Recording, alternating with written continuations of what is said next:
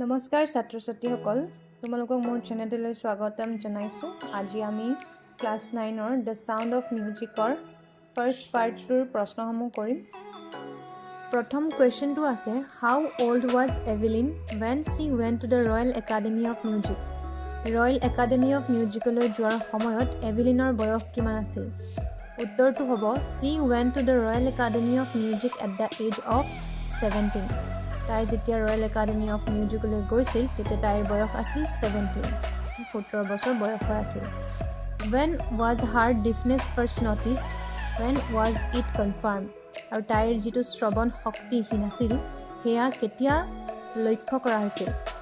Her deafness was first noticed at the age of 8. 8 বছৰ বয়সত সেয়া লক্ষ্য কৰা হৈছিল। When was it confirmed? আৰু কেতিয়া কনফাৰ্ম হৈছিল? It was confirmed at the age of 11. 11 বছৰ বয়সত কনফাৰ্ম হৈছিল যে তাই শ্ৰৱণ শক্তিহীনতাত ভুগিছে। Answer each of the following questions in a short paragraph, 30-40 words. প্ৰথমটো আছে who helped her to continue with music? What did he do and say? তাইৰ সংগীতৰ ক্ষেত্ৰত তাইক কোনে সহায় কৰিছিল? Percussionist Ron Forbes helped her to continue with her music. At percussionist wordটো আছে এই wordটোৰ মিনিং হৈছে যিজন ব্যক্তিয়ে সকলোবোৰ বাদ্যযন্ত্ৰ বজাব পাৰে তেওঁক percussionist বুলি কোৱা হয়। অৰ্থাৎ এভেলিনৰ সংগীতৰ ক্ষেত্ৰত ৰন ফৰ্বছে তাইক সহায় কৰিছিল। নেক্সটটো আছে what did he do and say? আৰু তেওঁ কি কৰিছিল আৰু কি কৈছিল কৈছে। He asked Evelyn to hear music not through her ears but to try to sense it some other way.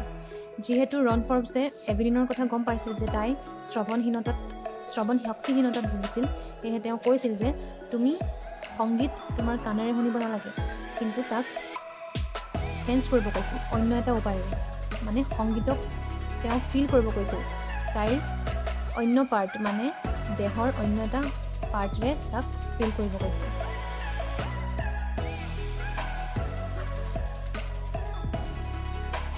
ইয়াত কিছুমান এক্সট্ৰা কুৱেশ্যন আছে।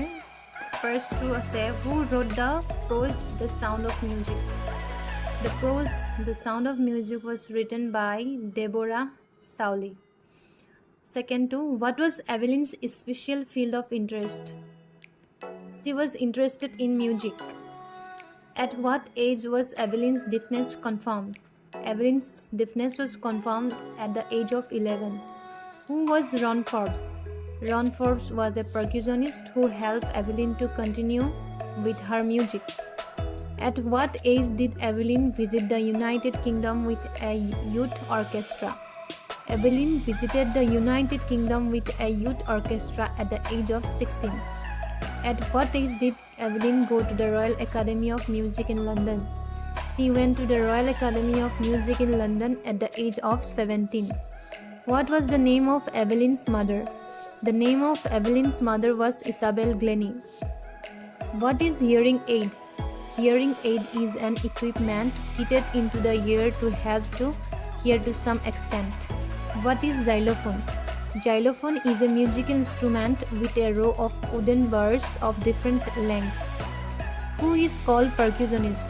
A person who plays different instruments is called percussionist. Who spotted the potential of Evelyn's music? Percussionist Ron Forbes spotted the potential of Evelyn's music. When did Evelyn win the Royal Philharmonic Society's prestigious Soloist of the Year award? Evelyn won the Royal Philharmonic Society's prestigious Soloist of the Year award in 1991.